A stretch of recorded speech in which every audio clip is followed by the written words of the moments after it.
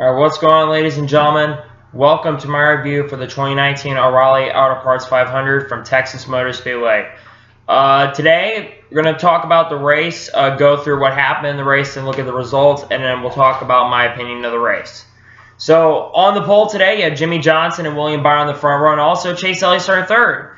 Hendrick Motorsports qualified really well today. And for the first around 20 laps of the race, Jimmie Johnson was able to hold off guys like Logano, Byron, and Chase Elliott today. Unfortunately, for the first caution came out for Earl Jones spinning on turn 2. He got loose in the corner, and the car just completely spun out. Then we went green for the next 65 laps, and strategy kind of came into play. You had some guys that pitted on the previous caution, and you had others who decided to stay out as well. Like Kyle Busch pitted, William Byron pitted on the first caution, Larson pitted with those guys. I think there were a lot of guys that pitted. So the guys that pit in the second group, which is the second group of the guys that pitted, they stay out while the guys in the first group, which are the people that did not pit, those guys pit. So William Byron, with Chad Knaus being in the crew chief box, decided to stay out for a while.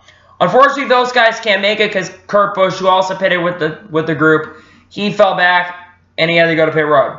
Everyone else pits too. So the assumed leader is Joey Logano because Logano's able to win the race off pit road because he's able to drive it, and they're better, and the pit crew does a little bit better on the pit stop.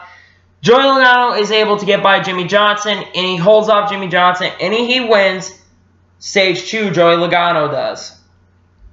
Stage 2 starts, and we go green for a while. A lot of good racing happening. I just want to point out the racing today, and the racing with this package today was impressive. You had the guys that could say, especially for the first half of this race, the leader really could not pull more than a second away.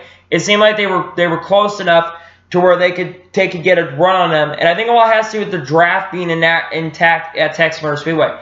And I think that today's race was definitely better than recent Texas races. It's been the best race, in my opinion, since 2016 when we ran here. Just my opinion. We went green for a while. We went green about 57 laps.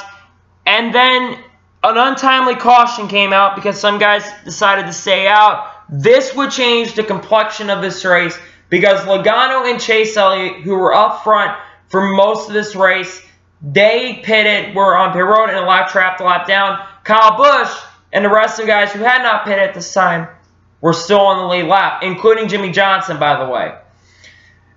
Unfortunately, on the pit stop for Logano also got caught for an uncontrolled tire violation with Kevin Harvick. Let me tell you something. The uncontrolled tire rule is stupid as fuck. Why is that a thing with the rules? If the tire is not, in my opinion, the arm's length rule is completely stupid. You don't even have to have your tire shouldn't. I'm trying to start this. If a tire is not outside the pit box, that should not be a penalty. Because that tire's probably not going to go because it's probably pretty stationary. That's just my opinion. They were calling uncontrolled tire violations for no reason. If that's the case, then why did Jimmie get a penalty? I don't know. Just saying. But yeah, Larson, unfortunately, and they also had to close pit road as well because of this. With Larson, he cut a tire. The car went on fire.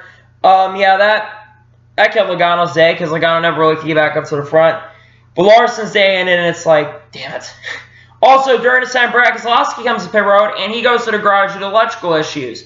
Keselowski had a not that great of a run going anyways, and that capitalized off of a really shit day. They just went to the garage and went 55 laps down. Pretty much what happens. So then we go into Stage 2. So they come to the end of Stage 2, and Denny Hamlin comes out of it and wins Stage 2 of this race. Stage 3 starts, and then we go green for about 7-8 laps. A couple guys stay out. I think Kyle Busch stays out, is able to get the lead from the guys, and he's able to have a pretty good run for the next 78 laps. And then the final caution race comes out with around 70 laps to go, 9 to go, and timely because Kyle Busch was like 4 seconds ahead of Daniel Suarez, which, by the way, Daniel Suarez, can't give enough credit to Suarez. He had a really good run. Also, before this caution comes out, Ryan Blaney, he has a tire, issue with his car, and he pulls behind the wall. And then, like, that caution saves everything. Erik Jones is able, and Denny Hamlin and Chase Elliott all decide, no, Chase Elliott, Erik Jones, and Clint Bowyer all decide to stay out off of pit road, and they're able to time it perfectly. With around 40 laps to go, a critical point in this race, because the guy who led the most at this point, Kyle Busch, led 66 laps of time. He hits the wall around 40 laps to go. He has to go to pit road, and this would end his chance to win the race. He never had the speed. He still is able to get a decent finish, I'm pretty sure, but Kyle Busch did not have that great of a day. And then Erik Jones, who's leading at this point, comes for a road without 3 laps to go. He needs to get tires, because if he doesn't get tires, he's not going to win the race, and he's going to have a tire issue happen when he's out on the racetrack. So Denny Hamlin assumes the race lead around 30 laps to go.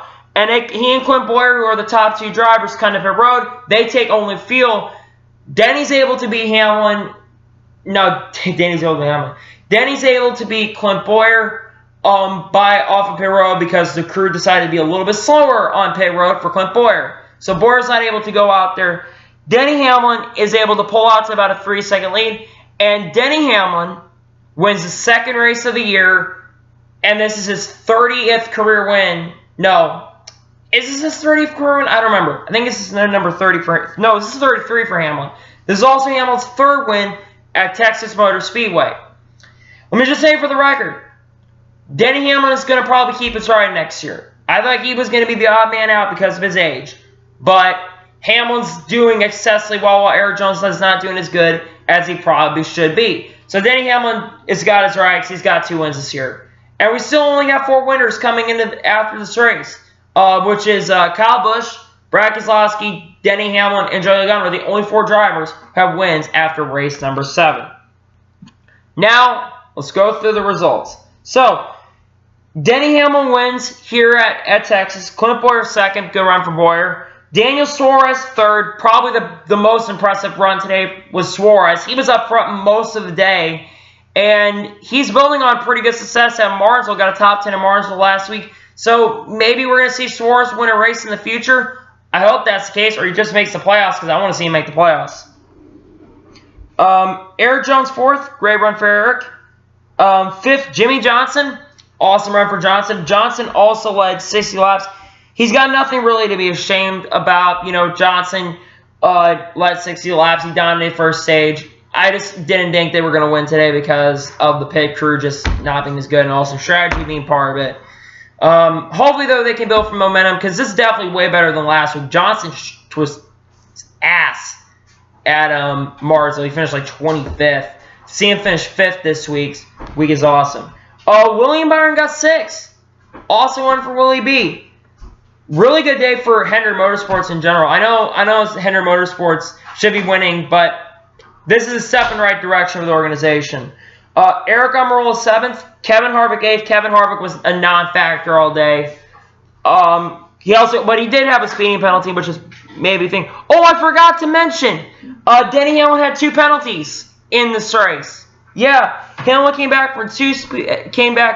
from a tire penalty and also a speeding penalty. So yeah, that's great. But all right, I'm back. Sorry about that. So yeah, Kevin Harvick got 8th. Had an uncontrolled tire violation. Again, the uncontrolled tire violation is freaking stupid. But Kurt Busch 9th. Kurt was decent, not great. More Chevys in the top 10, though. That's great. And then Kyle Busch, after a tire issue, never really was same, but he gets a 10th place finish. He still continues to trend to being the only driver in NASCAR to have top 10s in every single race up to this point. It's been 7 races, and he's finished in the top 10, so that's impressive on its own. Ryan Newman 11th. Great run for Newman. Truex 12th. Non-factor all day. Didn't see Truex up front whatsoever except on strategy. Chase Elliott 13th. I don't know what happened to Chase. He led 35 laps today. I thought he'd be a little bit better, to be honest, but 13th is not terrible, but it's not great. Austin Dillon 14th. Decent run for him. Michael McDowell 15th.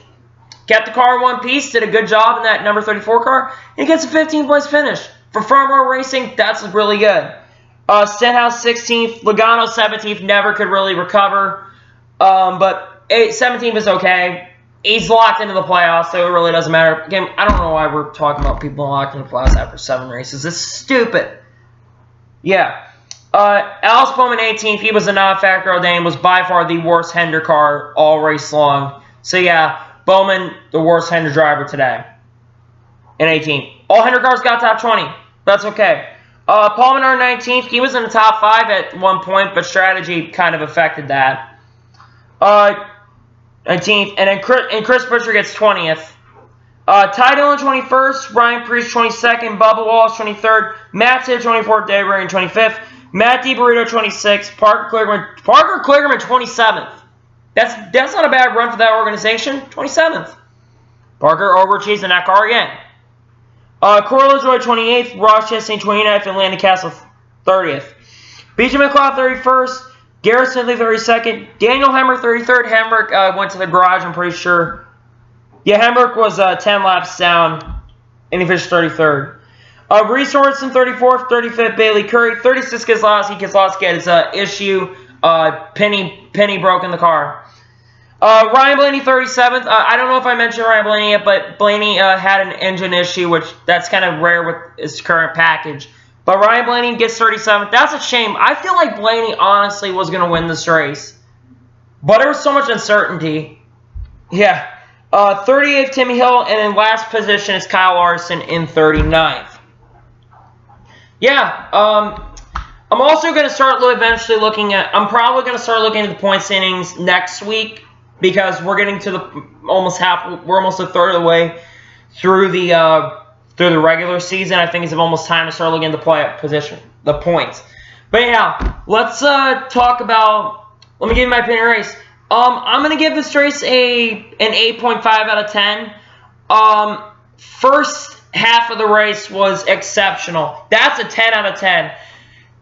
Texas in general today was more entertaining than it's been the last few years.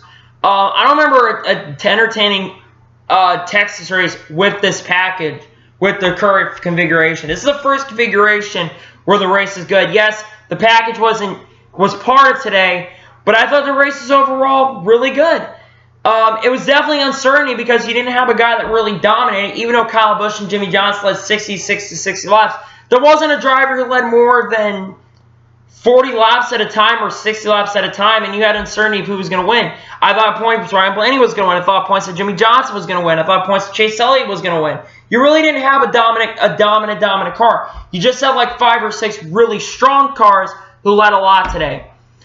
But the second half of the race, I would say, was not as good because the leader pulled out to 3-second lead, but that really was the only time the leader really pulled far, far away was when the second half of the race happened and the pace kind of fell down. Yeah. That's the review. I know it's a little longer than usual, but there was a lot to talk about in this race. I know it's out a little later again than I had to work at BK again, so it's coming out a little bit later. So I had to work 6:30 to 11 o'clock tonight. Anyway, one thing, guys, watch this video. Please like and subscribe to the channel. Turn notifications on so you can be notified when videos live on my channel.